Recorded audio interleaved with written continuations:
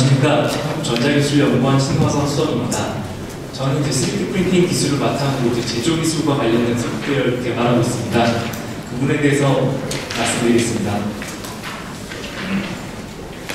저희는 2015년에 이제 보통 말하는 FDM 프린팅부터 시작을 했는데요. 지금 2018년에 DLP 관련된 쪽으로 치과용에서 사용할 수 있는 프린터를 소프트웨어 개발해서 제공하고, 현재는 이제 금속 3D 프린팅에 사용되는 소프트웨어를 출력해서 지금 상용화 중에 있습니다. 뒤에서도 말씀드리겠지만 저희가 소프트웨어를 처음 개발할 때는 그렇게 어렵지 않겠다 생각을 했는데요. 막상 실제 필드들을 가보니까 이거는 소프트웨어를 처음부터 다 만들어야 되겠다는 생각이 들었습니다.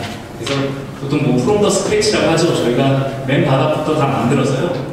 보시는 것처럼 슬라이스하는 엔진부터 시작해서 그 다음에 뒤에 코드를 만들거나 오리엔테이션 포지셔닝 하는 것부터 다 맨 바닥부터 만들어서 제공을 하고 있습니다. 그 중요성에 대해서 뒤에서 다시 말씀드리겠습니다. 저희가 지금 집중하고 있는 부분은 이제 제조에 3D 프린터가 쓰이게 되면서 이제 앞으로 디지털 제조라는 관점에서 전주기에서 사용되는 부분에 저희가 소프트웨어를 다 제공하는 쪽으로 포커스를 두고 있습니다. 그래서 일단 기존에 있던 CAD 같은 소프트웨어로 모델을 만들게 되면 그 모델을 가지고 회전을 달고 서포트 달고 그리고 경로를 생성하는 과정, 그리고 막상 출력해보기 전에 한번 시뮬레이션을 해보는 과정이고요. 그리고 실제 출력하는 과정에서도 거기서 나오는 과정들을 다 모니터링하는 소프트웨어, 그리고 끝나고 나면 소프트웨어를 제거하고 열처리를 진행하는 부분과 그 다음에 출력된 결과물을 가지고 보통 CT 촬영 같은 걸 하는데 CT 촬영을 했을 때 얼마나 잘 됐는지 그걸 입체적으로 볼 수 있는 부분까지 다 개발 중에 있습니다.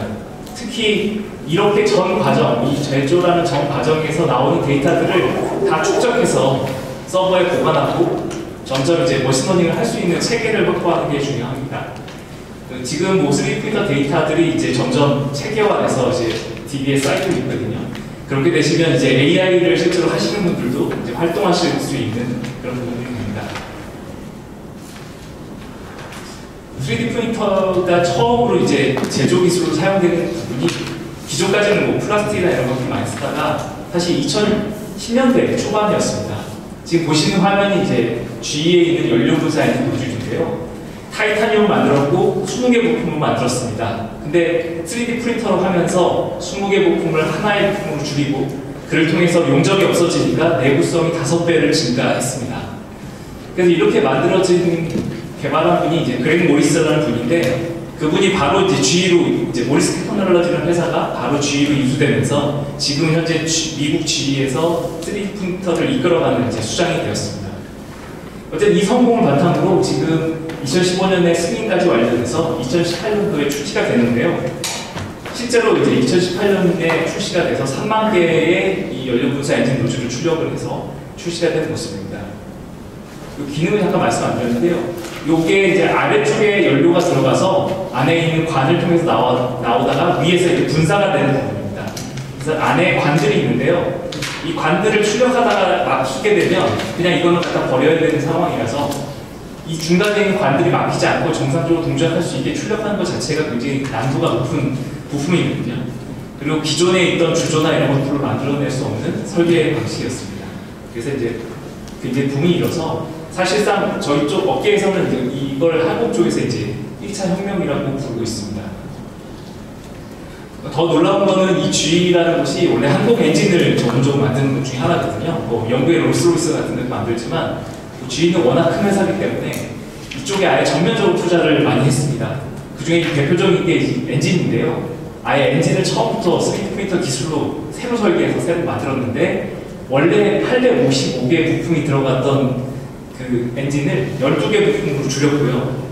그리고 그 놀라운 건 그 효율입니다. 엔진으로 만들어서 기존에 있던 엔진 대비 20% 성능 효율을 만들어냈다고 하거든요. 보통 항공기 보면 날개 끝에 이렇게 꺾는 것만으로 한 5%, 3% 좋아졌다고 이제 각광을 하는 상황인데, 엔진이 20%가 좋아졌다는 건 뭐 상상할 수 없는 수치입니다. 그래서 이 제품이 이제 G의 카탈리틱 엔진이라고 하는데 지금 이태리 공장에서 이제 양산 준비를 하고 있다고 합니다. 그래서 이쪽 업계에서는 이 엔진이 나오면 이런 항공 엔진을 좀 다 싹 갈아치우거나 예상을 하고 있습니다. 근데 이제 해외는 저렇게 잘하고 있는데 사실은 우리나라는 뭐 예전에 잠깐 붐이 있긴 했지만 현재 많이 좀 떨어져 있는 상태죠.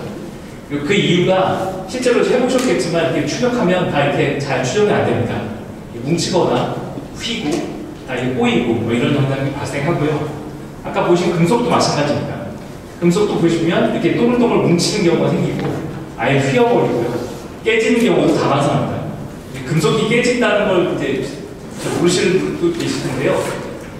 이게 힘이 엄청 강해서 밑에 있는 이 두꺼운 플레이트가 같이 휘는 경우도 있습니다.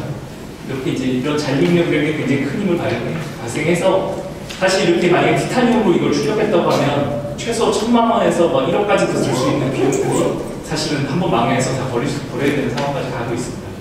그래서 이렇게 실패가 많이 되기 때문에 지금 현재 많이 활성화가 안 되어 있는 부분이고요. 그래서 보통 많이 하고 있는 오해가 예전에 2D 프린터처럼 버튼만 딱 클릭하면 한 번에 나오지 않겠냐라고 생각을 했는데 사실 그렇지가 않습니다. 그래서 그때 많이 생각했던 게 좋은 장비를 갖다 놓으면 되지 않냐라고 생각을 했는데 막상 해보니까 이 장비는 사실은 정밀 제어를 잘하고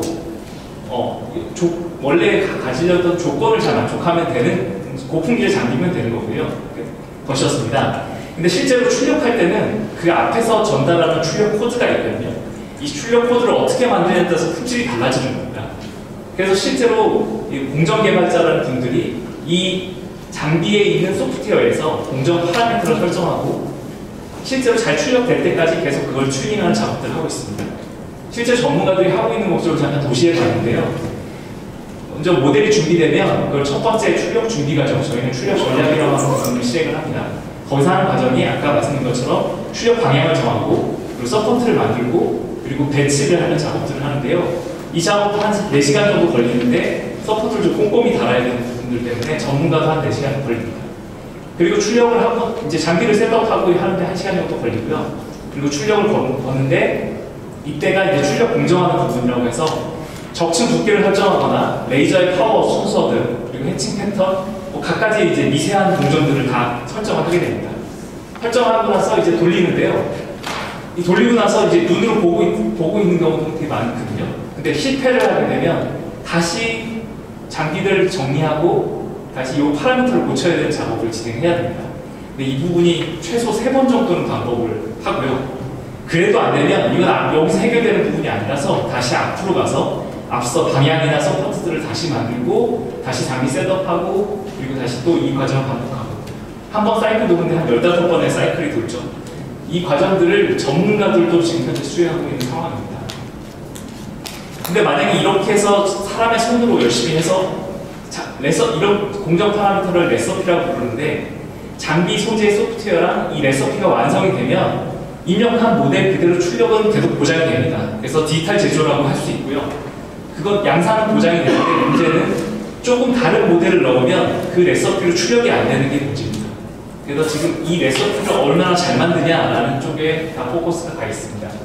그래서 저희는 저 레서피를 만드는 쪽, 그러니까 가급적이면 시행착오를 줄이는 쪽으로 소프트웨어 개발을 전념하고 있습니다. 그래서 지금 CAD 모델이 들어온 서부터 그리고 실제 출력 코드 그리고 실제 출력하는 모니터링하는 단계까지 전 주기를 다 개발을 하고 있고요.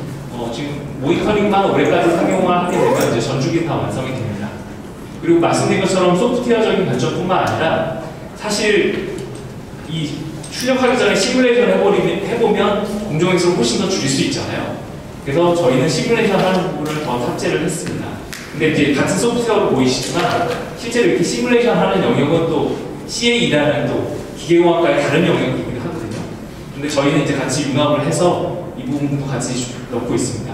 지금 간단히 설명드리면 금속 같은 경우 열 배출이 중요한데 지금 이렇게 빨갛게 된 부분이 출력하다가 열이 몰리는 부분이에요. 그 열이 몰리는 부분을 서포트를 달아서 열을 빼주면 정상적으로 출력이 됩니다. 이 부분들을 사람이 그전에는 감으로 했는데 소프트웨어를 통해서 할 수 있는 부분이 되는 방식입니다. 그래서 실제로 아까 말씀드린 것처럼 어떻게 열이 배출해서 잘 빠지냐가 굉장히 중요한 이슈가 돼서 실제 출력하고 나서 안에 있는 내부 밀도가 달라집니다. 그래서 이 내부 밀도가 이제 낮다는 거는 쓸 수 없는 부품을 만들었다는 것이고요. 제대로 된 밀도가 나와야 이제 완성품이 되는 거고. 그래서 저희가 이렇게 이별량과 실제로 배출한 나가는 양을 조절할 수 있도록 이제 저희가 시편을 개발을 했습니다. 그래서 보시는 것처럼 서로 나갈 수 있는 영역들을 다 다르게 조절을 해서 이런 모양의 시편을 한번 출력을 하시면 지금 사용하시는 장비랑 그리고 거기에 맞는 소재의 바탕으로 저희가 갖고 있는 시뮬레이션 모델에 맞는 파라미터들이 세팅이 되게 되어 있습니다. 그래서 보시면 이 노란색으로 된 부분이 이제 양질의 이제 파라미터 셋이고, 그러니까 영역이고, 빨간 데는 너무 과열된 부분, 타버리는 부분이고, 초록색 부분은 좀 밀도가 상대적으로 떨어지는 부분입니다. 그래서 레고 퓨전, 덜 녹는 부분이 딱 있는 거죠.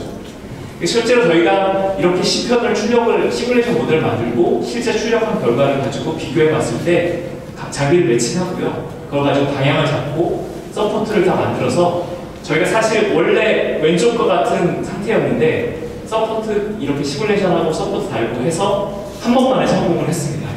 저희도 이제 출력을 해보고 놀라웠고요. 이렇게 열배출만 소프트웨어적으로 지원을 해주면 공정횟수를 현저하게 줄 수 있다는 걸 증명한 모습이었고요. 그 이후로도 저희가 계속적으로 이 부분을 개발하고 있는 상황입니다.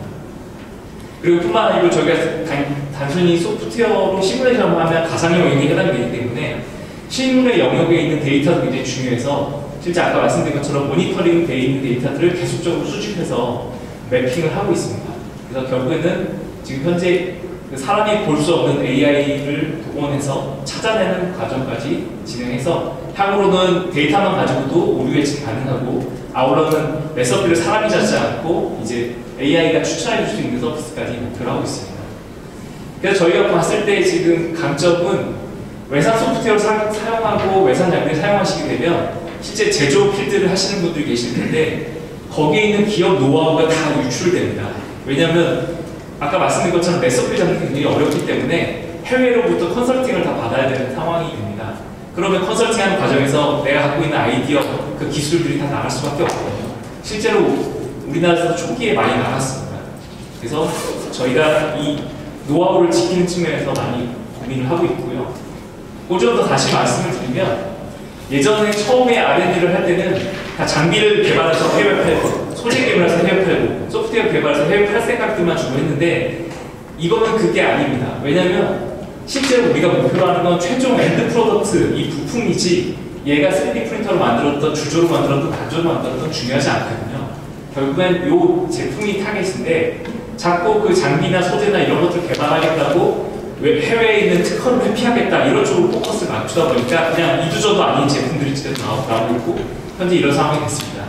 제가 이제 강조드리고 싶은 부분은 혹시라도 이런 쪽에 제조에 관심이 있다고 생각하시면 그 지금 갖고 계신 공장에 아니면 설비 안에다가 장비 소재 소프트웨어를 딱 고정시켜 놓으시고 거기서 계속 이 최종 프로덕트를 만드는 쪽으로 이제 공정 노하우를 계속 축적하시면 이렇게 나온 결과물은 사실 밖에서 따라할 수 없는 제품이 나올 수밖에 없습니다. 그리고 이거를 잘라봐도 뭐 티타늄을 만들었다 정도는 알 수 있지만 어떻게 만들었는지를 예측할 수가 없습니다. 그만큼 난도가 굉장히 높거든요. 그래서 이렇게 이제 기업 노하우를 축적하시는 쪽으로 이제 축적하시고 하시면 앞으로 경쟁력이 있으시리라 생각합니다. 예, 그래서 저희가 이제 뭐 이쪽 관련돼서 쭉 연구 개발을 진행해서 특허들을 계속 등록해 있고 이것들이 나중에 기업에서 특허를 방어하는 데 지원될 수 있도록 지속적으로 연구를 하고 있습니다. 예, 더 자세한 사항 궁금하시면 방문해 주셨으면 감사하겠습니다. 그래서 발표를 마치겠습니다. 감사합니다.